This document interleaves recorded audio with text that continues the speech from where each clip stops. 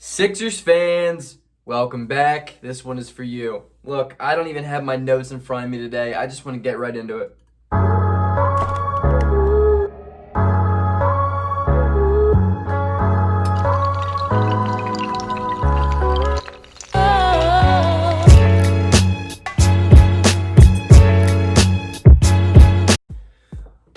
Look, I think I have a valid point when I say the Philadelphia 76ers are the most underrated team in the entire NBA coming into this season. And I say that for a couple of reasons. One, if you remember last year, people had the Sixers going to the finals, winning it all, being the best team in the East, just because they got Al Horford and Al Horford. And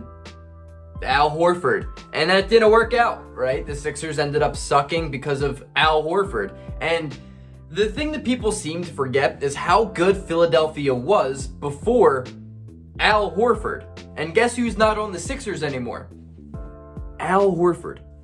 Therefore, the Sixers are the team again. And I think what's so beautiful is that they filled out what they were good at before, last season, but they also got better.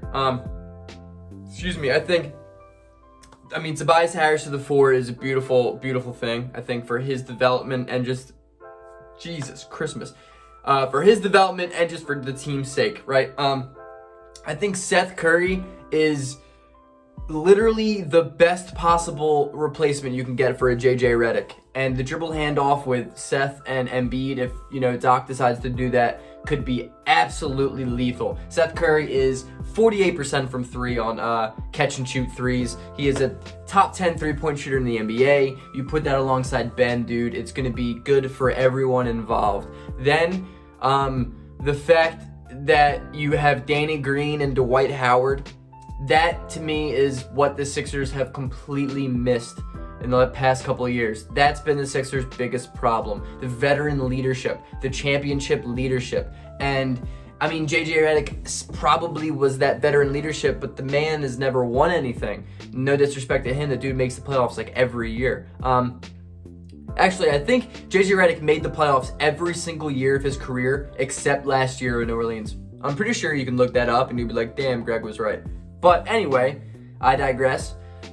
Seth Curry is going to fill out JJ Redick perfectly. He's going to fill that role out perfectly. He may even be better than him. Just imagine the lethality. Is that a word? The lethality? The lethality of the offense? I'm running with it. Today's a good day. I'm running with it. Then you have Danny Green and Dwight Howard, like I said, bringing that veteran leadership, championship leadership, especially from Danny Green. I've watched his interviews and I love the way he talks about the guys. I love the way he talks about the system, about what he's going to do, how about he's going to learn from younger kids, the guys like Ben and Joel, but at the same time, he's going to teach just everyone involved. He's going to make sure, the guys, he's going to be getting on guys.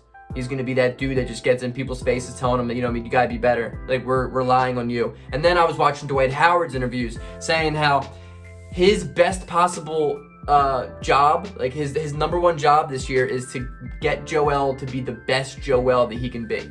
And good Lord, has Dwight Howard grown up, because that was an incredible answer. The fact that Dwight Howard is just completely acknowledging and accepting the veteran leadership role, and he's just going to do everything in his power to make Joel Embiid the best Joel Embiid as possible. I have nothing but respect for that type of just personality, because that takes a man to do that. And good for Dwight Howard. And maybe he's just saying all the right things and completely opposite in practice in the games, but I don't think so, man. I have full faith in Dwight Howard to come in and just get on JoJo and make sure JoJo's killing it. Veteran leadership is there for the first time in years for me. Jimmy Butler had it for sure. And look how good we did with Jimmy Butler. So I think we're going to be a stretchier team, a much more versatile team on defense for sure. I think Tobias Harris at the 4, like I said, is so awesome. I think he's going to be a lot better around better shooters as well. He also is playing with a guy named Doc Rivers. Doc Rivers understands Tobias Harris's game better than anybody. My thing with Tobias Harris, and Doc Rivers has acknowledged it and said it, is he's not an isolation scorer. He's not a dribbler. He's not a shot creating, play initiator, really. Tobias Harris works best under pressure, kind of. He works best making quick decisions in the pick and roll, especially. So if you give Tobias Harris, you know, kind of the ability to just get the ball, quick decisions, bam, boom, bing, bang, bomb, whatever. Find open shooters, drive to the lane. That's when Tobias Harris succeeds. That's when he was extremely successful under Doc Rivers. He had the best season of his career. I think you're going to see that again. I think Tobias Harris is going to have a good bounce back year. I think the fact that I am confident in basically every single player on the roster right now shows how underrated this team is. We were right there 2 years ago. We had one bad offseason. We bring in Daryl Morey. Daryl Morey has already fixed that bad offseason. I like Josh Richardson, I do, but the man did not fit in Philadelphia. And I hope nothing but the best for him in Dallas. I like him. I hope he's good alongside Luka. But he didn't fit in Philadelphia. Who does fit in Philadelphia is Seth Curry, and I still can't believe Dallas traded him. I mean, they filled out that hole and that need pretty well when they drafted Tyrell Terry, but Seth Curry is lethal. He's a stud. It's hard to get shooters like him nowadays in the NBA, and we got it. Danny Green, if he can consistently hit threes, that is just an added bonus to what he already brings to the team. I think Shake Milton is primed to have a big-time year. I think he can have a really big improvement off the bench especially. We need someone like that. Hopefully Matisse Thybulle can hit, 38, 39, 40% from three. That may be asking for a little bit, but I don't need him to be dropping 10 a game. I don't even need him to be dropping 8 a game. Give me 6.5 points a game, Matisse Thybulle. Give me a steal and a half and a block. Just hit your threes when you're open. He showed so much promise last year. He just didn't get enough PT, and that's on Brett Brown. I think Doc Rivers will play him more. Hopefully, I genuinely believe Matisse Thybulle should start. I think the starting five should be Ben, Seth Curry, Matisse Thybulle, Tobias Harris, and JoJo. I think Seth Curry is 100% should start.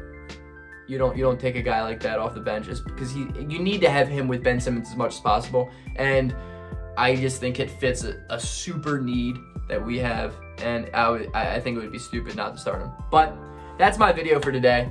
I'm gonna have a 30 teams in 30 days video probably coming out before this video. If not, it'll be right after from the Milwaukee Bucks. Yay, the Milwaukee Bucks. All right, peace out. Go Sixers.